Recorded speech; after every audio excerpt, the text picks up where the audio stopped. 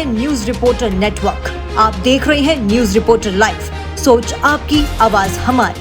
नमस्कार, मैं हूं श्रेया कानोडिया। आप देख रहे हैं न्यूज रिपोर्टर नेटवर्क। शुरू करते हैं आज की खबरों के साथ, पर पहले एक नजर हेडलाइंस पर। भारत में कोविड-19 के एक दिन में करीब 8,000 नए मामले आए सामने।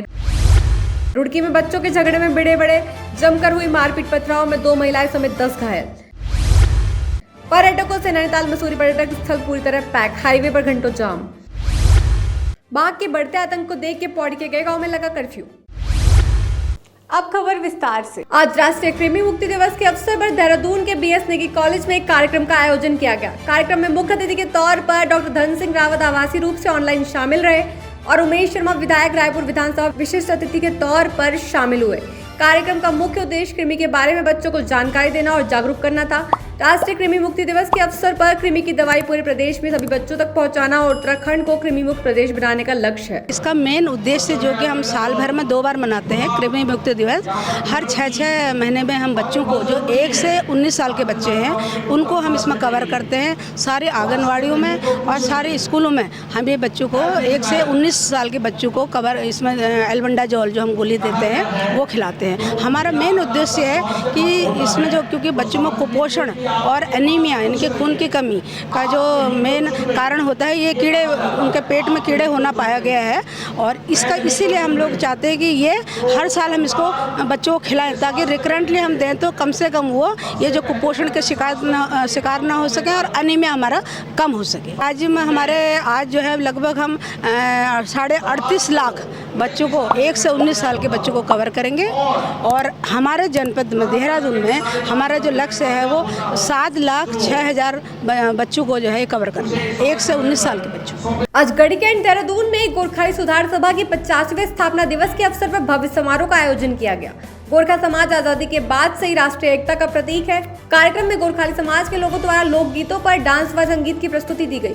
कार्यक्रम का नेतृत्व गोरखाली सुधार सभा के अध्यक्ष पदम सिंह थापा ने करा। इस मौके पर गोरखाली लोगों को बधाई देने के लिए पूर्व राज्यसभा सांसद तरुण विजय शामिल हुए और उन्होंने देहरादून में गोरखा वीरता स्मारक बनाने की मांग की है। साथ ही उनका कहना है कि गोरखाली फौज का डर भारत के हर दुश्मन को है। जैसा कि आपको मालूम है कि जो गोरखाली सुधार सभा है वो अपना 85वां अपना स्थापना दिवस मनाने जा रही है। उसमें हम लोग विशेष करके जो गोरखाली सुधार सभा 1938 में रेज हुई और आज तक ये समाज के लिए ही कार्य करती आई है। इसमें हम लोग क्या करते हैं कि जो हमारे वीर नारियां हैं, हमारे जो शहीद भाई हैं, हमारे मध्यम परिवार के लोग हैं, आर्थिक परिवार के लोग हैं, और जितने भी यहाँ प्रतिभावान छात्र छात्राएँ हैं, उनके जो वीर नारियों का परिवार है, उनको सम्मानित किया जाता है। और सामाजिक कार्य में जो लगे हुए जो वरिष्ठ हमारे समाज सेवी हैं, उनको भी आज विशेषकर हम सम्मान करते हैं। और यह जो सम्मान का कार्यक्रम सिर्फ 1 वर्ष, ये हम सिर्फ इस बार ही नहीं कर रहे, ये हर साल इसी तरह भव्य रूप से मनाया जाता है। और हम यही चाहते हैं कि इसमें जितने भी राज्य के मुख्यमंत्री हैं, हमारे MP तरुण विजय जी आए, उनका हमें सानिध्य प्राप्त होता रहता है। उनके जो गोरखा का जो एक आप लोगों को इतिहास मालूम है कि 1814 के बाद जो यहाँ वर्षों से रहते हुए आ रहे हैं, उन्होंने एक अपना तो यहाँ कायम रखा हुआ है और हर उत्तराखंड को एक आगे बढ़ाने के लिए उनका प्रयास रहता है। हम तहे दिल से ये चाहेंगे कि उत्तराखंड और तरक्की करे और इसी तरह से हम स्थापना दिवस दिनों दिन हम मनाते रहें और अपने लोगों को सम्मानित करते हैं। ये सिर्फ हमने जो शिक्षा के क्षेत्र में गोरखा समाज को नहीं लिया, इसमें सभी वर्ग के लोग आते हैं। कोई भी हम जो उत्कृष्ट नंबरों से या अपना विशेष उन्होंने अगर शिक्षा के क्षेत्र में कार्य किया है तो हम उनको सम्मानित करते हैं। और मैं चाहता हूँ कि आप लोग इस कार्यक्रम को अपने दूर दूर तक पहुंचाएं और मीडिया बंधुओं को मैं तहे दिल से धन्यवाद देता हूं। जय गोरख, जय उत्तराखंड। वीरता और पराक्रम का पर्याय है गोरखा समाज। उन्होंने भारत माता की आन शान बान के लिए अपने जीवन का बलिदान ही नहीं दिया है, शत्रुओं को हमेशा परास्त किया है। अगर हमारे दोनों शत्रु पाकिस्तान और चीन किसी से डरते हैं तो गोरखा फौजियों से डरते हैं। जनरल मानेकशॉ ने भी कहा था कि अगर कोई कहता है कि वह मृत्यु से नहीं डरता तो या तो झूठ बोल रहा है या गोरखा है। और इस कारण से गोरखा समाज के बीच में आना हमारे लिए एक तीर्थ यात्रा के समान है। यहाँ शिक्षा के क्षेत्र में, सेना में ज़्यादा से ज़्यादा लोग भर्ती हों उसके क्षेत्र में, और समाज को प्रेरणा मिले ताकि वीरता के क्षेत्र में हमारा समाज आगे बढ़े। इसके लिए गोरखाली समाज ने बहुत बड़ा काम किया है। आज़ादी के बाद से ये लोग सक्रिय हैं और अभी थापा जी, प्रभा शाह जी, ये सब इतनी तीव्रता से काम करते हैं कि इन्होंने राष्ट्रीय एकता का एक यहाँ पर स्थान बनाया है, जिससे संपूर्ण उत्तराखंड को सबक लेना चाहिए। और मैंने आज ये मांग की है कि देहरादून में एक विराट गोरखा वीरता स्मारक बनना चाहिए, जो वीरता का प्रतीक हो, जो राष्ट्रीय एकता का प्रतीक हो, जिसमें गोरखा इतिहास के विभिन्न प्रकरण उसमें पत्थर पर अंकित हो, और जिसका उद्घाटन माननीय प्रधानमंत्री नरेंद्र मोदी जी से कराया जाए, ताकि देहरादून उत्तराखंड आने वाले प्रत्येक लोगों को लगे कि यह स्थान वो है जो वीरों का सम्मान करता है। कांग्रेस पार्टी में पिछले 3 दिनों से लगातार बैठकों का सिलसिला जारी है। आज भी केंद्रीय पर्यवेक्षक पीएल पूनिया पार्टी के फ्रंटल पदाधिकारियों के साथ बैठक कर रहे कांग्रेस पार्टी के प्रदेश अध्यक्ष करण मेहरा का कहना है कि सभी पहलुओं पर विचार किया जा रहा है। पार्टी के भीतर, पार्टी के बाहर जो भी बयानबाजी हुई है उस पर भी विचार किया जा रहा है। बताया कि पर्यवेक्षक पीएल पूनिया अभी तक 500 लोगों से 1-to-1 मुलाकात कर चुके हैं और दोपहर बाद दिल्ली के लिए रवाना होंगे, जहां वे आलाकमान को राज्य के हालातों की रिपोर्ट से अवगत कराएंगे। क्योंकि ये उत्तराखंड की अस्मिता का, इज्जत का भी सवाल है, क्योंकि हमारा चेहरा है चारधाम यात्रा। देश विदेश से लोग आते हैं और इससे प्रभावित होके जाते हैं। अगर वो अच्छा है तो अच्छा प्रभाव लेके जाते हैं, बुरा है तो बुरा प्रभाव लेके जाते हैं।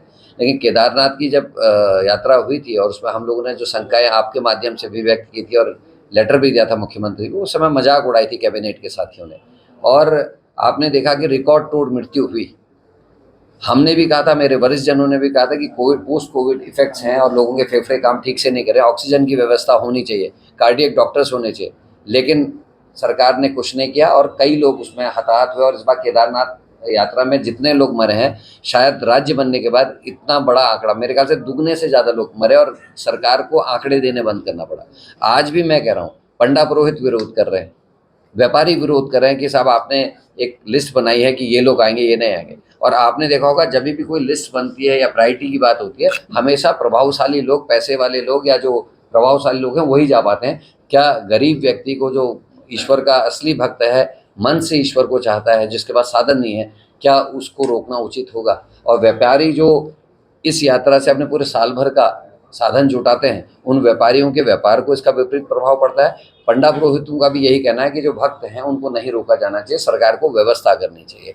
तो ये कहानी है और हम चाहते हैं कि सफल रहे, कंट्रोवर्सीज ना हो और राज्य का जो चेहरा है वो साफ सुथरा और अच्छा पूरे देश में और विदेश तक जाए। उत्तर प्रदेश के प्रयागराज में हुए 15 अप्रैल को अतीक हत्याकांड के बाद उत्तर प्रदेश के संवेदनशील इलाकों में धारा 144 लागू कर दी गई है।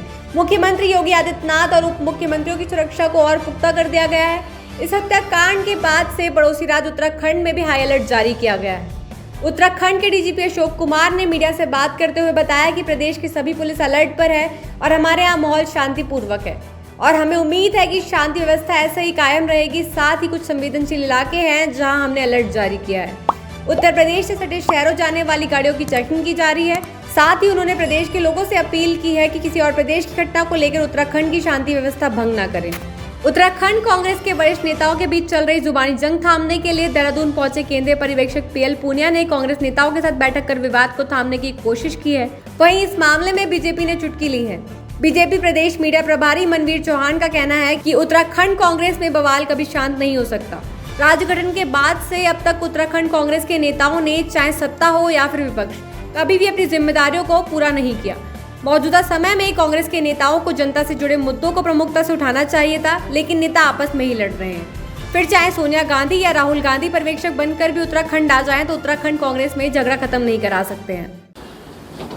उत्तराखंड कांग्रेस में चाहे कोई भी पर्यवेक्षक उनका आ जाए, उनके राहुल गांधी आ जाएं, सोनिया गांधी आ जाएं, जिस प्रकार से कांग्रेस में कई सालों से, चाहे राज्य स्तर पर से लेकर के अब तक जो भी चल रहा है वो सबको मालूम है, उत्तराखंड की जनता अच्छी तरह से मालूम है।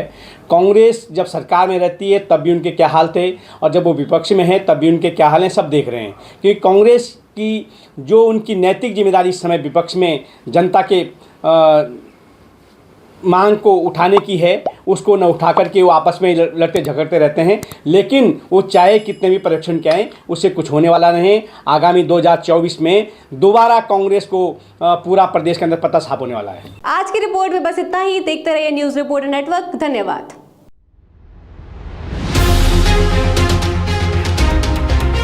ये है न्यूज़ रिपोर्टर नेटवर्क। आप देख रहे हैं न्यूज़ रिपोर्टर लाइव। सोच आपकी, आवाज हमारी।